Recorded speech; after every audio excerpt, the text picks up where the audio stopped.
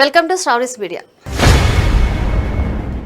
ఆంధ్రప్రదేశ్ ముఖ్యమంత్రి నారా చంద్రబాబు నాయుడు జనాభా పెంపును ప్రోత్సహించే దిశగా కీలక ప్రకటన చేశారు. పిల్లలు అంటే భారం కాదని, వారే దేశానికి నిజమైన సంపద అని ఆయన అభివర్ణించారు. శ్రీకాకుళం జిల్లా నరసన్నపేటలో జరిగిన బహిరంగ సభలో పాల్గొన్న సీఎం ఎక్కువ మంది పిల్లలను కనే దంపతులకు ఆర్థిక ప్రోత్సాహకాలను అందిస్తామని వెల్లడించారు.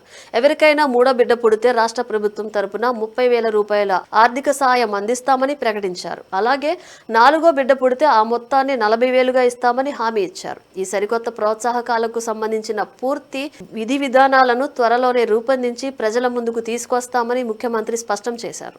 సీఎం ఈ ప్రకటన చేయగానే సభకు హాజరైన ప్రజలంతా కేకలు వేస్తూ తమ హర్షం వ్యక్తం చేశారు. ఇదే సభలో సీఎం చంద్రబాబు విద్యార్థుల తల్లులకు అందించే తల్లికి వందనం పథకం గురించి కూడా ప్రస్తావించారు. దేవుడు కరుణించి ప్రస్తుతం ఈ పథకం కింద ఇస్తున్న 15,000 రూపాయల ఆర్థిక సాయాన్ని కూడా భవిష్యత్తులో మరింత పెంచడానికి తమ ప్రభుత్వం తప్పకుండా ప్రయత్నిస్తుందని ప్రజలకు చంద్రబాబు భరోసా ఇచ్చారు.